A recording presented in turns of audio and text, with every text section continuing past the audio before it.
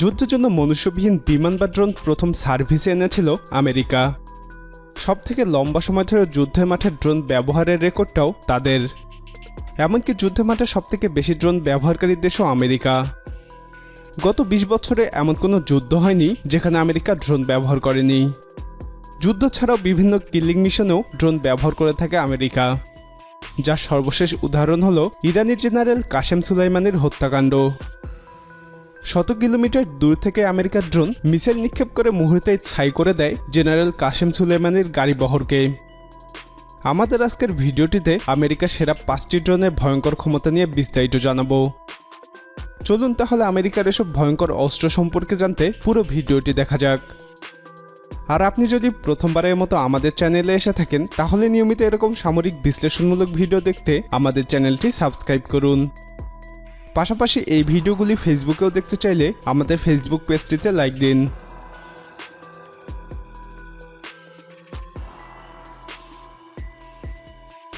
তালিকার ৫ নম্বরে আছে বিখ্যাত MQ-1 প্রেডেটর ড্রোন। এটা আমেরিকার প্রথম সফল কমব্যাট ড্রোন। ড্রোন হামলা শব্দ দুটি শুনলে আমাদের চোখের সামনে যে ড্রোনটির চিত্র ভেসে ওঠে সেটি হচ্ছে এই MQ-1 প্রেডেটর কমব্যাট ড্রোনটি। সম্ভবত এখন পর্যন্ত পৃথিবীর ইতিহাসে সবথেকে বেশি ব্যবহৃত ড্রোন এটি। আফগানিস্তান যুদ্ধ, ইরাক যুদ্ধ, বসনিয়া যুদ্ধ, লিবিয়া এবং ইয়েমেন যুদ্ধ সবখানেই ড্রোনটি ব্যবহার করেছে আমেরিকা। একটা সময় পাকিস্তান এবং আফগানিস্তানে এই ড্রোনটি দিয়ে নিয়মিত মানুষ হত্যা করত আমেরিকা। বিশেষ করে পাকিস্তানের ওয়াজিরিস্তানের ড্রোন হামলার সংবাদ টিভির সামনে বসলেই পেতাম।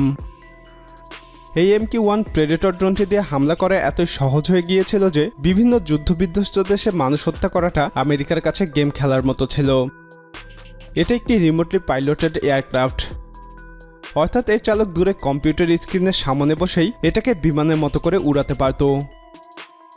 মোট ২ জন ক্রু বা পাইলট লাগে ড্রোনটিকে পরিচালনা করতে। ড্রোনটির ২টি ভার্সন রয়েছে, এগুলো হচ্ছে প্রেডেটর এবং গ্রে ঈগল। প্রেডেটরের সর্বোচ্চ গতি ২১৭ কিলোমিটার প্রতি ঘন্টা আর রেঞ্জ ১২,০৫০ কিলোমিটার। একটানা উড়তে পারে ২৪ ঘন্টা আর মাটি থেকে সর্বোচ্চ ২৫,০০০ ফিট উঁচু দিয়ে উড়তে পারে। প্রেডেটরের অস্ত্র ভাণ্ডারে ৩ ধরনের অস্ত্র রাখা সম্ভব। ট্যাঙ্ক ধ্বংসের জন্য AGM-114 হেলফায়ার মিসাইল বহন করতে পারে ২টি, আর আকাশে শত্রুর বিমান কিংবা হেলিকপ্টার ধ্বংসের জন্য স্টিঙ্গার বহন করতে পারে ৪টি। তবে ড্রোনটির জন্য সবথেকে বেশি দরকারি AGM-176 গ্রিফিন মিসাইল বহন করতে পারে ৬টি। এগুলো ভূমিতে আক্রমণের জন্য ব্যবহার করা হয়। এবারে আসি এর উন্নত ভার্সন গ্রে ঈগলের বর্ণনায়। গ্রে ঈগলের সর্বোচ্চ গতি ৩০৯ কিলোমিটার প্রতি ঘন্টা, একটানা উড়তে পারে ২৫ ঘন্টা। এটা মাটি থেকে সর্বোচ্চ ২৯,০০০ ফিট উঁচু দিয়ে উড়তে পারে। গ্রে ঈগলের অস্ত্র ভাণ্ডারেও ৩ ধরনের অস্ত্র রাখা সম্ভব। এটা ট্যাঙ্ক ধ্বংসের জন্য AGM-114 হেলফায়ার মিসাইল বহন করতে পারে, তবে এটা প্রেডেটরের তুলনায় দ্বিগুণ, অর্থাৎ ৪টি হেলফায়ার মিসাইল বহন করতে পারে। আর আকাশের শত্রুর বিমান কিংবা হেলিকপ্টার ধ্বংসের জন্য স্টিঙ্গার বহন করতে পারে ৮টি। তবে এটা গ্রাউন্ড অ্যাটাকের জন্য AGM-176 গ্রিফিন মিসাইলের বদলে ভাইপার স্ট্রাইক বোমা বহন করে।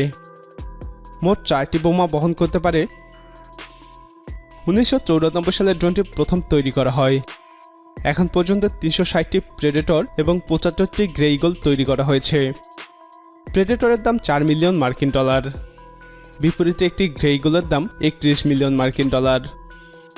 আমেরিকা ছাড়াও তুরস্ক, আরব আমিরাত, মরক্কো এবং ইতালিও ড্রোনটি ব্যবহার করে। এছাড়াও বেসামরিক গবেষণার কাজে নাসাও ব্যবহার করে থাকে।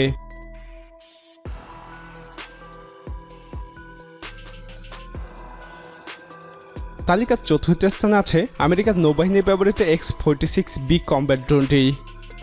এটা দেখতে অনেকটা আমেরিকান বিখ্যাত B-2 বোম্বার বিমানের মতো। কেননা ড্রোনটিকে নির্মাণ করেছে B-2 বোমারু বিমানের নির্মাতা প্রতিষ্ঠান নর্থ্রপ গ্রুম্যান।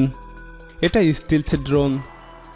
আমেরিকার সামরিক বাহিনীর ডার্পা প্রোগ্রামের অংশ হিসেবে এটাকে নির্মাণ করা হয়। ড্রোনটির সুবিধা হচ্ছে এটা রিমোট কন্ট্রোল ছাড়াও নিজে নিজেই আকাশে উঠতে পারে, জাহাজে ল্যান্ড করতে পারে, এমনকি বিমানের মতো করে রিফুয়েলিং করতে পারে, অর্থাৎ রোবট বিমান। এটা সাবসনিক গতির ড্রোন। রেঞ্জ প্রায় ৪,০০০ কিলোমিটার, মাটি থেকে 42,000 ফিট উঁচু দিয়ে উড়তে পারে। স্টিলস ড্রোন হওয়া এর পেটের ভিতরে ওয়েপন বেতে অস্ত্র বহন করে। দুটি ওয়েপন বেতে 2000 কেজি পর্যন্ত অস্ত্র বহন করতে পারে। বর্তমানে দুটি ড্রোন পরীক্ষামূলকভাবে উড়ানো হচ্ছে। নিকট ভবিষ্যতে নৌবাহিনীর পাইলটদের ছুটি দিয়ে এটাই হবে আক্রমণের প্রধান অস্ত্র।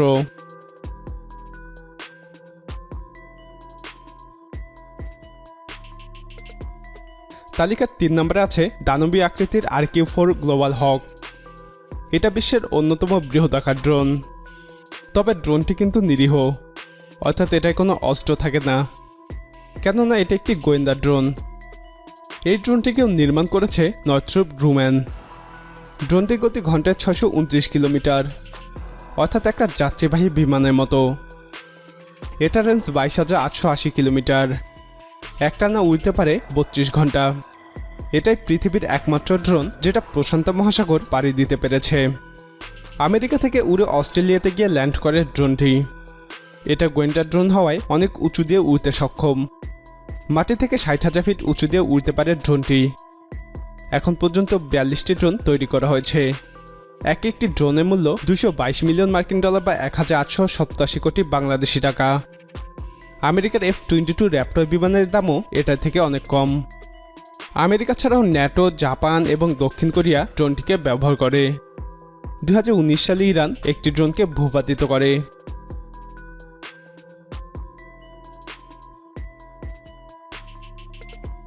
তালিকার দ্বিতীয় স্থানে আছে RQ-4 ড্রোনটির উন্নত ভার্সন MQ-4C ট্রাইটন। এটাকে মূলত মেরিটাইম সার্ভেইল্যান্সের জন্য তৈরি করা হয়েছে। ড্রোনটিকে নির্মাণ করতে 4 জন ক্রু দরকার হয়। এটা সর্বোচ্চ গতি ঘন্টায় 575 কিলোমিটার আর রেঞ্জ 15,200 কিলোমিটার। এটা একটানা 30 ঘন্টা উড়তে পারে আর সমুদ্রের পানি থেকে 56,000 ফিট উঁচু দিয়ে উড়ে। মোট 70টি ড্রোন উৎপাদন করা হয়েছে। প্রতিটি ড্রোনের মূল্য $182 মিলিয়ন। আমেরিকা ছাড়াও অস্ট্রেলিয়ার ড্রোনটিকে ব্যবহার করে। ভারতকেও ড্রোনটি কেনার অফার করেছিল আমেরিকা।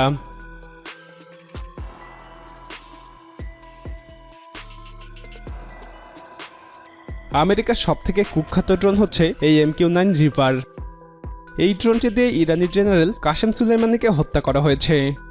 বর্তমানে এটাই আমেরিকার প্রধান কমব্যাট ড্রোন। ড্রোনটি পরিচালনা করতে 2 জন ক্রু দরকার হয়।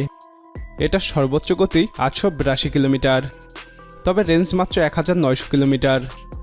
অস্ত্র নিয়ে লোডেড অবস্থায় আকাশে একটানা 14 ঘন্টা উড়তে পারে আর মাটি থেকে 15,000 ফিট উঁচু দিয়ে উড়তে পারে। মোটমাট 1700 কেজি বোমা বহন করতে পারে ড্রোনটি। ট্যাঙ্ক ধ্বংসের জন্য 4টি হেলফায়ার মিসাইল বহন করে। ভূমিতে আক্রমণের জন্য পেইভয়েড টু লেজার গাইডেড বোমা বহন করে। এখন পর্যন্ত 195টি ড্রোন উৎপাদন করা হয়েছে। প্রতিটি ড্রোনের মূল্য $16 মিলিয়ন। আমেরিকা ছাড়াও ব্রিটেন এবং ইতালি ড্রোনটি ব্যবহার করে। সম্প্রতি আমেরিকা এটাকে আপগ্রেড করে অ্যাভেঞ্জার্স নির্মাণ করেছে, যে ড্রোনটি 4,500 কেজি পর্যন্ত বোমা বহন করতে পারে। প্রিয় দর্শক, দীর্ঘ 2 যুগ ধরে ড্রোনের রাজত্ব করে আসছে আমেরিকা, কিন্তু সম্প্রতি আরও কয়েকটি দেশ ড্রোন প্রযুক্তিতে উন্নতি ঘটিয়েছে। এই অবস্থায় আমেরিকার ড্রোনের রাজত্ব আরও কতদিন থাকবে বলে আপনি মনে করেন? আপনার মতামত কমেন্টে জানান। আমেরিকার পূর্ণাঙ্গ সামরিক শক্তি নিয়ে বিস্তারিত জানতে আমেরিকার সামরিক শক্তির উপর আমাদের চ্যানেলে ভিডিওটি দেখুন। এই ভিডিওটি ভালো লাগলে লাইক বাটনে ক্লিক করুন। ভিডিওটি আপনার বন্ধুদের সাথে শেয়ার করে তাদেরকে ভিডিওটি দেখার সুযোগ করে দেওয়ার পাশাপাশি আমাদের চ্যানেলটির সাথে পরিচিত হতে সাহায্য করুন।